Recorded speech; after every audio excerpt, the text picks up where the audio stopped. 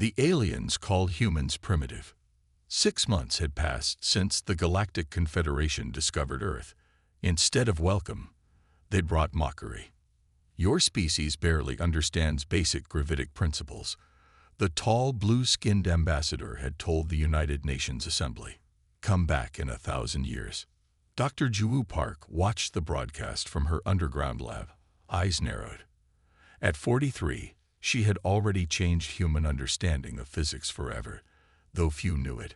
Her dark hair was pulled back in a practical ponytail as she worked, her hands moving deftly across holographic displays. They think we're children, she muttered to her assistant, Taeyong, who nodded grimly. The truth was hidden 5 kilometers beneath the Korean peninsula. Project Tesseract had begun 30 years ago, when Juwoo's mentor discovered strange energy patterns that seemed to leak from nowhere. What they eventually realized was that reality had more dimensions than the conventional 3 of space plus time. These hidden dimensions folded into our universe, invisible but accessible with the right technology. Status report, Juwoo called, walking between rows of researchers. The dimensional folding matrix is stable, replied Engineer Minho from his station. Power systems are green across all boards. The UNSC Prometheus sat in the massive underground bay, looking unlike any spacecraft humans had publicly built. It had no rockets, no visible propulsion. Its hull shimmered with a material that seemed to shift between solid and liquid states. The quantum foam, as they called it, allowed the ship to partially exist in multiple dimensions simultaneously. Above ground, things were getting worse. The Alien Confederation had established an orbital checkpoint that controlled all traffic leaving Earth. They restricted technology transfers, claiming humans weren't spiritually mature enough for advanced sciences. Earth's economy began to suffer as the aliens controlled which resources could be exported to the growing human colonies on Mars and the moons of Jupiter. President Hagen called an emergency meeting of the Security Council. "They're strangling us," she said, her voice tight with controlled anger. "The Martian colony has 3 months of oxygen reserves left, and the Confederation won't approve our supply ships." General Ji-hoon, head of Earth's Unified Defense Force, leaned forward. "They've positioned their ships to block any conventional attempt to break their blockade." "Conventional is the key word," said a quiet voice from the back. All heads turned to Dr. Park, who rarely attended these meetings. "Project Tesseract is ready," she said simply. Silence fell across the room. Most of the world leaders knew of the project's existence, but few understood what it actually meant. "You mean the ship can actually travel through these other dimensions?" asked the European Union president. Juwoo nodded. "The 7th dimension specifically. It's where possibilities overlap. By moving through it, we can essentially sidestep conventional space. Their sensors can't detect what doesn't exist in the dimensions they monitor." "And you're certain this works?" President Hagen asked. "We've sent test drones to Mars and back without detection," Juwoo confirmed. "The Prometheus can carry 20 crew members, travel anywhere in the solar system in minutes, and," she paused significantly, "anywhere in the galaxy in hours." The revelation stunned the room. Humanity had been told interstellar travel required massive ships and years of journey time. "They've been lying to us," General Ji-hoon said quietly. "Or protecting their advantages," Juwoo corrected. "Either way, we don't need their permission anymore." 2 days later, Captain Junsu received his orders. A veteran pilot with a calm demeanor, he had been secretly training for this mission for years in simulators that bent the mind's understanding of space and direction. "Your crew is assembled," Juwoo told him as they walked through the massive underground facility. "The mission is simple but unprecedented. Take the Prometheus to Epsilon Station." Junsu whistled low. Epsilon Station was the Confederation's central hub in the solar system, where all the alien representatives coordinated the blockade. "They'll see us coming the moment we launch," he said. "No," Juwoo smiled slightly. "They won't see you at all. Until you want them to." The crew of the Prometheus was the best Earth had to offer. Scientists, diplomats, and soldiers who had trained in secret for years. They understood the risk. If the technology failed, they would be stranded in a dimension humans weren't meant to inhabit. Final preparations took 4 days. The ship was loaded with supplies and diplomatic packages, evidence of the Confederation's broken promises and proposals for fair treatment. Earth was not asking for charity. It was demanding respect. Launch day arrived with tension filling the underground bay. Dr. Park supervised the final checks herself, moving through the ship with practiced efficiency. The dimensional anchor is calibrated, she told Captain Junsu. Remember, you'll see things that don't make logical sense. Trust the instruments, not your eyes. Junsu nodded grimly. And if we encounter entities in the 7th dimension? It was a question they had discussed before. Theory suggested other intelligences might exist in higher dimensions. Observe only, she replied firmly. This mission is about showing the Confederation what we can do, not starting new conflicts. The crew boarded and took their positions. Engineers Minho and Daesam managed the propulsion systems. Navigator Haijin had the unenviable job of plotting a course through a dimension where direction had different meanings. Communications officer Woojin would maintain contact with Earth through a quantum-linked system that worked across dimensions. Dimensional fold initiating in 30 seconds, announced the ship's computer. The crew felt their stomachs tighten. No human had ever consciously traveled through higher dimensions before. Remember your training, Junsu said calmly over the internal comms. What you see isn't real. It's your brain trying to interpret higher dimensional space. Fold in 10 seconds. 5, 3, 2, 1. The world around them seemed to peel away like an orange skin. Colors that had no names flowed across their vision. Some crew members reported seeing multiple versions of themselves performing different actions simultaneously. Status report, Junsu called, fighting the disorientation. All systems nominal, Minho replied, his voice strained. Dimensional fold complete. We are now traveling through the 7th dimension. The journey that would have taken days took minutes. Navigator Haijin called out coordinates that made no conventional sense, using mathematical terms developed specifically for this mission. Then came the critical moment. Preparing to emerge, Junsu announced. Target: 200 meters from Epsilon Station's Central Command Module. Dr. Park had calculated this precisely. They needed to appear close enough to make an impact, but not so close as to risk a collision. Dimensional unfold in 3, 2, 1. Reality reasserted itself like a splash of cold water. The view screen suddenly showed the vast structure of Epsilon Station hanging in space. Alarms immediately blared from alien vessels as they detected the impossible appearance of a human ship where none had been seconds before.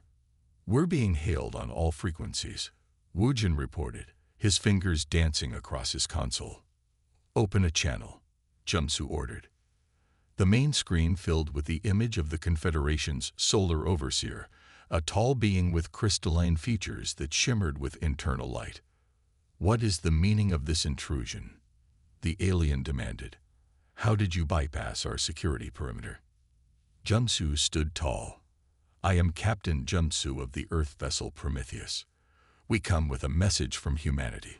The blockade ends today. We are prepared to join the galactic community as equals, not as subjects. The shock on the alien's face was clear even across species boundaries. Behind Junsu, the crew felt a surge of pride. The humans who had been mocked and restricted had just changed the galaxy forever. The hidden ship had emerged from the 7th dimension, and nothing would ever be the same. The Prometheus hung in Earth orbit, hidden from the Confederation's watching eyes by its dimensional displacement field. Captain Doyeon Kim stood on the bridge, his hands clasped behind his back as he studied the crew at their stations. Everyone looked nervous but determined. Final systems check, he ordered. The ship hummed with energy unlike any vessel humans had built before. Its walls seemed alive, shifting between solid and not quite there as the quantum foam adjusted to the dimensional energies flowing through it. All systems green, Captain, reported First Officer Suman. She had been one of the first to volunteer for the mission despite the risks. Dimensional drive is charged and ready. Do-hyun nodded and tapped his communication badge. Dr. Park, are you ready to begin the final briefing? Dr. Joo Park entered the bridge a moment later. The crew fell silent. As the creator of the dimensional drive technology, she commanded respect that even exceeded the captain's.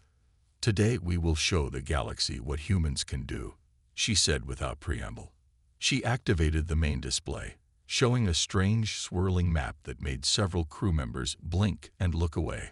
This is the best representation we can make of what you'll see in the 7th dimension. Navigator Minji squinted at the display. It doesn't look like any star chart I've ever seen. Because it isn't, Dr. Park explained. The 7th dimension isn't just about space.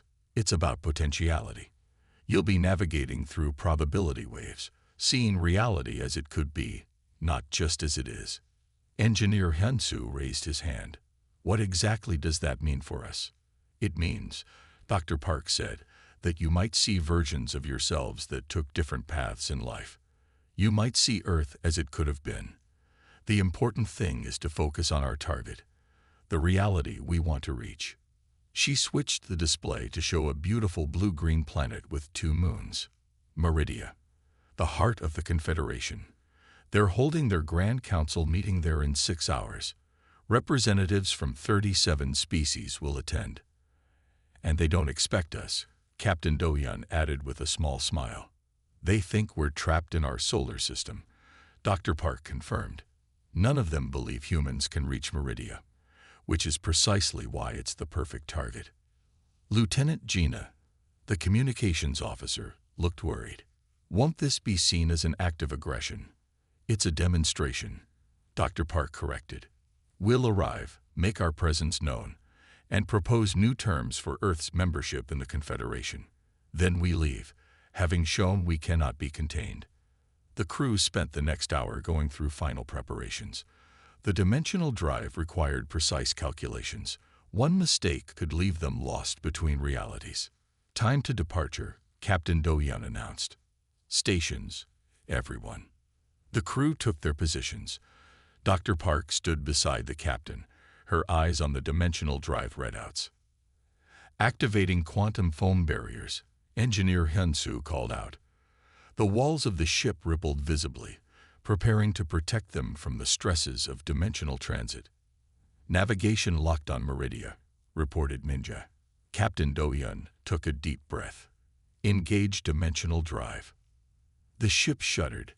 A high-pitched whine filled the air as reality began to fold around them. The view screen showed stars stretching and bending in impossible ways. Dimensional barrier approaching, Dr. Park announced, her voice tight with concentration.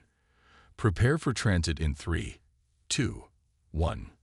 The universe seemed to tear open. The Prometheus slipped sideways into somewhere else. The crew gasped collectively. Outside the viewports was nothing like the star-filled blackness of space.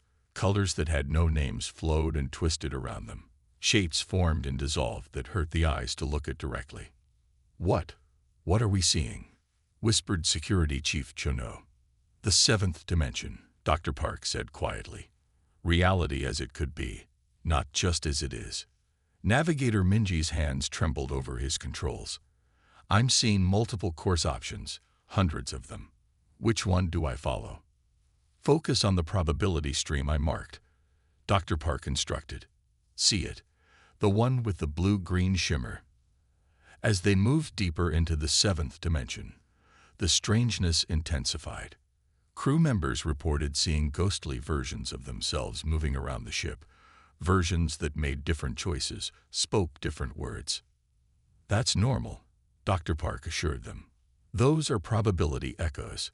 Focus on your tasks, not on what might have been. Captain Do-hyun saw himself in an admiral's uniform, then as a farmer on a colony world, then not there at all. He gripped his chair tightly and focused on their mission. How long until we reach Meridia? He asked, his voice steady despite the disorientation.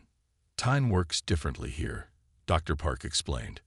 What feels like minutes to us will be nearly instantaneous in normal space, We should arrive exactly when the council meeting begins. As they traveled, Dr. Park explained more about what they were experiencing. The seventh dimension contained all possibilities, all potential outcomes of choice and chance. By moving through it, they were essentially taking the shortcut through reality itself. The Confederation believes faster than light travel requires massive energy expenditure, she told them. They've never discovered this approach. Why not? Asked engineer Hyun-soo. They've had space travel for thousands of years longer than us. Because they think linearly, Dr. Park said with a small smile. Humans have always been good at thinking around corners. After what felt like hours but measured as minutes on their chronometers, Navigator Minje announced, approaching exit coordinates for Meridia system. The crew braced themselves. Emerging from the seventh dimension was said to be more disorienting than entering it. Prepare for dimensional shift, Captain Do-hyun ordered. Everyone ready. Nods all around, though some looked pale and sweaty from the mental strain. Engaging dimensional transition in 3, 2, 1. The swirling chaos outside suddenly collapsed toward a single point. The ship lurched violently, and then, calm. Stars, the beautiful blue-green sphere of Meridia, filled their view screen. Position, Captain Do-hyun demanded. We're in high orbit around Meridia, Navigator Minje confirmed, sounding amazed.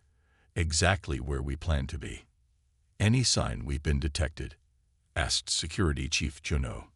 Communications Officer Gina checked her readings. Nothing yet. Their orbital sensors are active, but... She looked up in wonder. They're not seeing us. The quantum foam is working, Dr. Park explained. We're partially phased out of conventional reality. We can observe without being observed. Captain Do-hyun nodded. Take us to the coordinates of the Grand Council chamber. It's time to make our entrance. The Prometheus moved silently through meridian space, passing undetected between massive alien ships with elaborate designs. They positioned themselves directly above the planet's capital city. Magnify, ordered Captain Do-hyun. The view screen zoomed in, showing a massive crystal dome where the council meeting was taking place. Hundreds of aliens from dozens of species were gathering, taking their seats in a grand amphitheater. Perfect timing, Dr. Park said. The meeting is just beginning. Captain Do-hyun looked at his crew. Each face showed the same mix of fear and determination. They were about to change humanity's place in the galaxy forever. Disable the quantum foam shielding, he ordered. Let them see us. Engineer Hyun-soo entered the commands. Shielding disabled. We're visible to conventional sensors.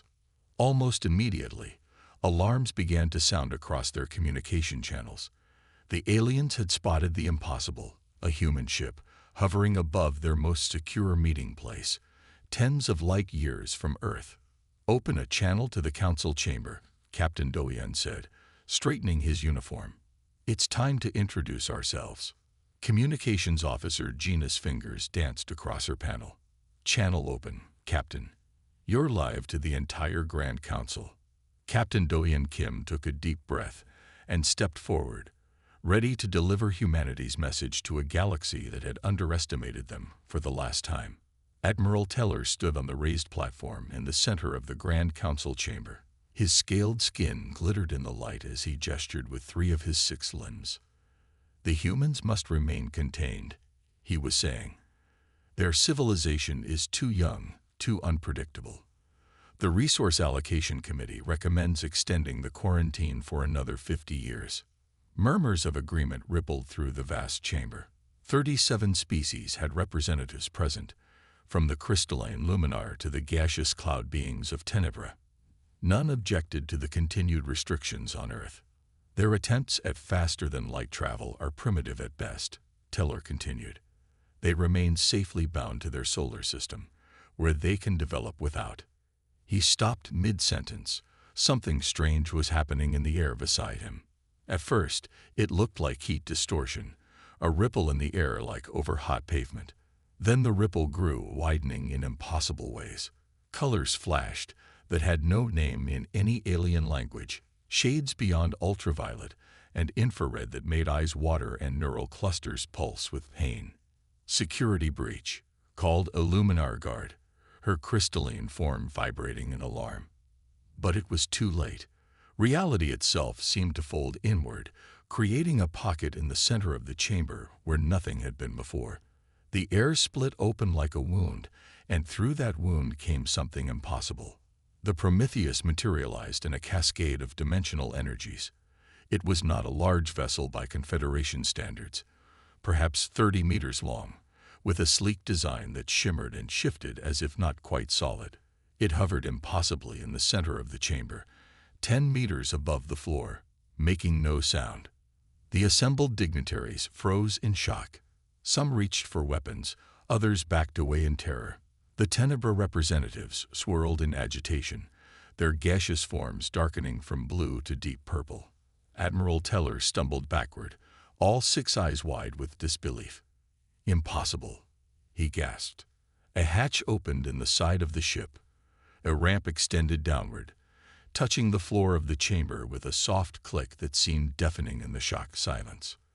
"This is Captain Kim of the Earth vessel Prometheus," a voice boomed through the chamber's communication systems. "We apologize for the dramatic entrance, but you left us little choice." Captain Do-Yeon Kim stepped onto the ramp. He was of average height for a human, with short black hair and calm eyes. He wore a simple blue uniform with a single silver star on each shoulder. Behind him came Dr. Ju Park and 2 other crew members. "The human ship must be destroyed," shouted a representative from the warrior Krex species, his armored exoskeleton clattering as he rose from his seat. "This is a violation of quarantine." "With what weapons?" Dr. Park asked calmly, stepping forward to stand beside Captain Kim. "Look around you. We didn't bring weapons into your chamber. We brought a message." The Grand Council's security forces had surrounded the ship, pointing various energy weapons at the humans. The Prometheus still shimmered with after effects of its dimensional transit, occasional flashes of those strange colors playing across its hull. Admiral Teller had recovered enough to step forward, though he kept a safe distance. "How did you get here?" "Our sensors would have detected any approach to this system." "Not through the 7th dimension," Captain Kim replied. "Your sensors can only detect objects traveling through normal space." Murmurs broke out across the chamber. Many species present had never even theorized about higher dimensional travel, those that had believed it impossible. The head of the Confederation Science Council, a tall being named Ilara with skin like polished silver, stepped forward. "7th dimensional travel. That's theoretically impossible. The energy requirements alone would be astronomical using your methods," Dr. Park interrupted. "We found another way." Captain Kim gestured to the ship behind him. "The Prometheus can travel anywhere in the galaxy in hours, completely undetectable by your sensors. We've been observing your council meetings for months, waiting for the right moment to introduce ourselves properly." This revelation sent another shockwave through the chamber. The idea that humans had been spying on their most secure deliberations was terrifying to many present. Admiral Teller's scales had paled to a sickly yellow. "This is an act of war," he said, but his voice lacked conviction. "No," Captain Kim shook his head. "This is a request for respect. Earth wishes to join the Confederation as an equal member, not as a quarantined primitive species." The Grand Council leader, a being known as Vorin who rarely spoke publicly, rose from his central seat. His species communicated through color patterns that rippled across their translucent bodies, but he used a voice synthesizer for interspecies communication. "You have violated our most sacred gathering," Vorin's mechanical voice intoned. "You have demonstrated technology that threatens the balance of power in the Confederation. Why should we not consider this a hostile act?" Captain Kim looked around the chamber, meeting the eyes, optical sensors, and sensory organs of the various species present. "Because if we wanted to be hostile, we wouldn't have come in person," he said simply. "We would have simply used our technology to bypass your blockades, arm our colonies, and develop in isolation. Instead, we chose to show you what we can do, face to face, and ask for dialogue." Dr. Park stepped forward, holding a small device. "May I?" she asked, gesturing toward the central display system. After a moment's hesitation, Vorin nodded. Dr. Park connected her device to the alien system. Immediately, the large holographic display in the center of the chamber came to life, showing technical specifications and mathematical formulas. "These are the principles behind our dimensional drive," she explained. "Not the complete technology, but enough to prove that what we've done is based on sound science, not trickery or stolen technology." Ilara, the Science Council head, moved closer to examine the display. Her silver skin reflected the complex equations as she studied them intently. "This is remarkable," she admitted after several minutes. "You've approached dimensional physics from a completely different angle than any Confederation species." Captain Kim nodded. "Humans think differently. That's not a weakness. It's our strength. We see possibilities where others see barriers." Admiral Teller had been conferring quietly with other military officials. He stepped forward again, his color somewhat restored. "Even if what you say is true, the fact remains that you violated Confederation law by breaking quarantine. There must be consequences." A new voice spoke up, one of the humans who had remained silent until now. "The consequences," said Security Chief Juno, "should be the immediate lifting of all restrictions on Earth and its colonies." His boldness caused another stir in the chamber. "And if we refuse?" asked a Krex representative. Captain Kim sighed. "Then we leave peacefully today. But tomorrow, we will use our technology to bypass your blockades anyway. We'll trade with whoever wishes to trade with us. We'll explore wherever we wish to explore, and you'll never know where we are or what we're doing because your sensors can't detect us." It was not a threat delivered with anger or aggression. It was simply a statement of fact, which made it all the more powerful. Vorin's body rippled with complex color patterns as he considered this. Finally, he spoke. "The Council will recess for 1 hour to discuss this development. Captain Kim and Dr. Park will remain as representatives of Earth. The rest of your crew should return to your vessel." Captain Kim nodded. "Agreed. But the Prometheus stays right where it is, as a reminder of what we've accomplished." As the Council members filed out to their private chamber, Captain Kim and Dr. Park exchanged a look. The first part of their mission was complete. They had shown the Confederation that humans could not be contained or controlled. Now came the harder part, negotiating a place for humanity in a galaxy that had just realized how badly it had underestimated them. The Grand Council chambers had never been so crowded. 3 days after the Prometheus appeared, representatives from all corners of the Confederation demanded to witness the negotiations with the humans. Species that had never shown interest in Earth's affairs suddenly claimed ancient cultural connections to humanity. Dr. Sujin Lee sat calmly at the negotiation table, flanked by Captain Do-Yim Kim and Science Officer Minky. Across from them sat the hastily formed Human Relations Committee, 7 representatives from the most powerful Confederation species. "The Luminar Empire offers exclusive trading rights with human colonies," said Ambassador Telix, her crystalline form glittering anxiously. "We will provide advanced medical technology in exchange for consultation on your dimensional theories." Dr. Lee smiled politely. "Thank you, Ambassador. We'll consider your offer alongside the others." The shift in power dynamics was obvious to everyone. Just a week ago, humans had been dismissed as barely worth acknowledging. Now they were being courted by species that had existed in space for thousands of years. During a brief recess, Captain Kim leaned toward Dr. Lee. "They're terrified," he whispered, "not just of what we can do, but of what other surprises we might have." "Good," Dr. Lee replied, organizing her notes. "Fear creates respect. Respect creates balance." News of the human dimensional ship had spread across the Confederation like wildfire. The recording of the Prometheus materializing in the Council chamber had been viewed by trillions of beings across thousands of worlds. Scientists everywhere were frantically reviewing their dimensional theories, trying to understand how humans had achieved the impossible. Admiral Teller, who had been the most vocal opponent of human advancement, now found himself fighting for his political life. His previous statements about human inferiority were being replayed across the Confederation news networks. Several council members had already called for his resignation. "The afternoon session will begin shortly," announced a council aide. The Confederation representatives filed back into the chamber, their body language betraying their anxiety. The Tenebra representatives, normally calm clouds of sentient gas, swirled with agitated patterns.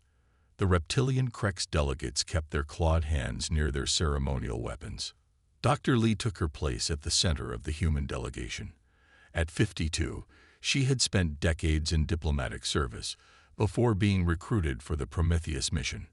Her calm demeanor and sharp mind made her the perfect representative for this historic moment. "We will now discuss the proposed amendments to the Confederation Charter," announced Grand Counselor Vorin. "The human delegation has submitted changes that would grant Earth full membership status, with all associated rights and privileges." Ambassador Zilix of the Krex Dominion rose to his full height, towering over the other delegates. "This is unacceptable. The Species Advancement Protocol requires at least 500 years of supervised development before full membership can be granted." Dr. Lee waited for the translation to finish before responding. "Ambassador, with respect, that protocol was designed for species discovered by the Confederation. Earth discovered the Confederation, not the other way around." This simple statement caused murmurs throughout the chamber. It was technically true. A Confederation scout ship had accidentally revealed itself to Earth astronomers while studying Jupiter's moons. Furthermore, Dr. Lee continued, the protocol assumes that the Confederation possesses more advanced technology than the applying species. Recent events suggest this assumption may not be entirely accurate. The Prometheus still hovered in the center of the chamber, a constant reminder of humanity's unexpected capabilities. Its hull shimmered occasionally with dimensional aftereffects, drawing nervous glances from the delegates. "The Viridian Collective proposes a compromise," said the representative, a tall being with iridescent skin. "Earth could be granted provisional membership, with full status after a 50-year observation period." Captain Kim leaned forward. "And during this observation period, would Earth maintain control of its own dimensional travel technology?" The Viridian representative hesitated. "We believe such technology should be shared with and regulated by the Confederation Scientific Authority.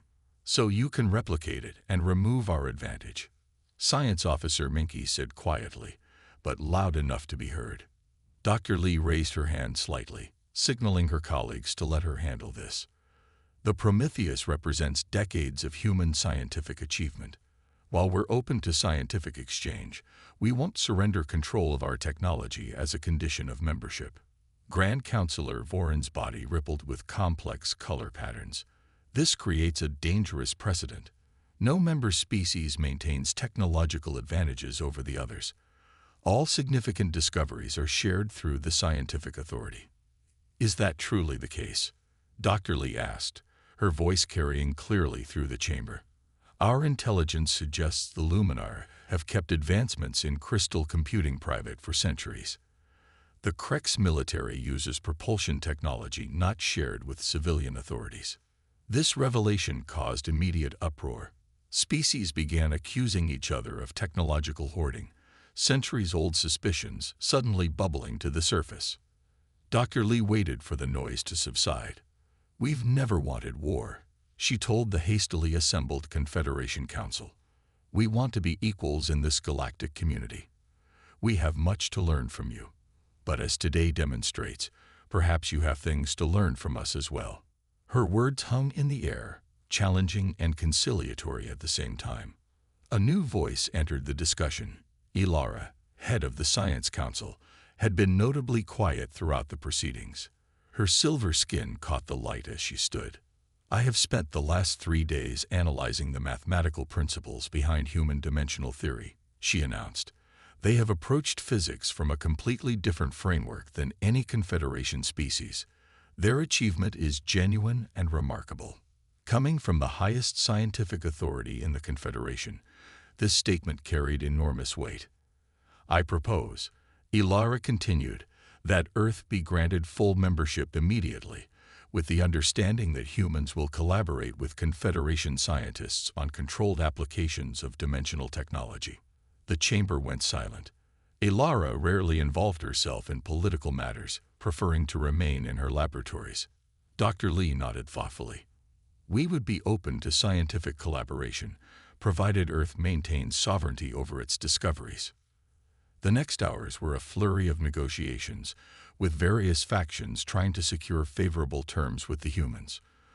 Dr. Lee navigated the complex discussions with remarkable skill, never appearing desperate or overeager despite the enormous pressure. By evening, a framework agreement had been reached. Earth would join the Confederation as a full member, with all rights and privileges that status entailed. In exchange, humans would establish a scientific exchange program focused on dimensional physics, allowing controlled sharing of their discoveries. As the final terms were being drafted, Admiral Teller approached the human delegation. His scales had darkened with what his species considered embarrassment. "You have achieved in one day what most species take centuries to accomplish," he said grudgingly. "I underestimated your kind." Dr. Lee's expression remained neutral. "A common mistake, Admiral. Humans are used to being underestimated." Later that night, aboard the Prometheus, the crew celebrated their victory. Earth's status in the galaxy had been transformed overnight. Trade restrictions would be lifted. Human colonies would receive the resources they desperately needed. Earth scientists would gain access to knowledge, accumulated over thousands of years by dozens of advanced civilizations. Captain Kim found Dr. Lee alone on the observation deck, looking out at the glittering city below. "You were brilliant today," he said, joining her at the viewport. "I had good leverage," she replied with a small smile. "Nothing helps negotiations like having an impossible ship hovering over the table." Captain Kim laughed. "True, but you turned their fear into respect. That's a rare skill." Dr. Lee turned to look at the Prometheus, its hull still shimmering with dimensional energies. "This is just the beginning," she said softly. "The balance of power has shifted, but maintaining that balance will be even harder than achieving it." "The Prometheus leaves tomorrow for the diplomatic tour," Do-hyun said eventually. 3 months visiting major Confederation worlds. Dr. Park nodded. "The modified version, yes, still impressive, but with the dimensional capabilities limited." This had been a key point in the membership negotiations. The Prometheus would continue as Earth's flagship, but its full dimensional abilities would remain restricted to emergency use only. The modified version could still travel faster than any Confederation ship, but couldn't vanish completely from detection. "Do you think we made the right choice?" Do-hyun asked. "Joining them instead of developing on our own." "Isolation leads to stagnation," Dr. Park replied. "Look at what we've already gained: medical technology that saved thousands of lives, agricultural techniques that will end food shortages. And they've gained from us too, even if some won't admit it." Their conversation was interrupted by Ambassador Lee, who stepped onto the balcony. "There you are," she said. "The Tenebra representatives are asking for you both. They want to propose a joint research project." Do-hyun sighed. "Duty calls." "Always," Dr. Park smiled. 2 weeks later, the Prometheus hovered in orbit around Mars. The ship had been upgraded with some Confederation technology, making it even more impressive than before. Captain Kim stood on the bridge, watching the red planet below where Earth's largest colony was now thriving with new resources and technology. "All systems ready for departure, Captain," reported Navigator Minja. "Course set for the Luminar homeworld." "Thank you, Navigator. Proceed at standard speed." The Prometheus moved away from Mars, its engines glowing softly. They were traveling in conventional space now. Dimensional travel was reserved for special circumstances by the new treaties. After his shift ended, Do-hyun made his way to the observation lounge. He found Dr. Park already there, watching stars streak by as the ship accelerated to near-light speed. "Can't sleep?" he asked, joining her at the viewport.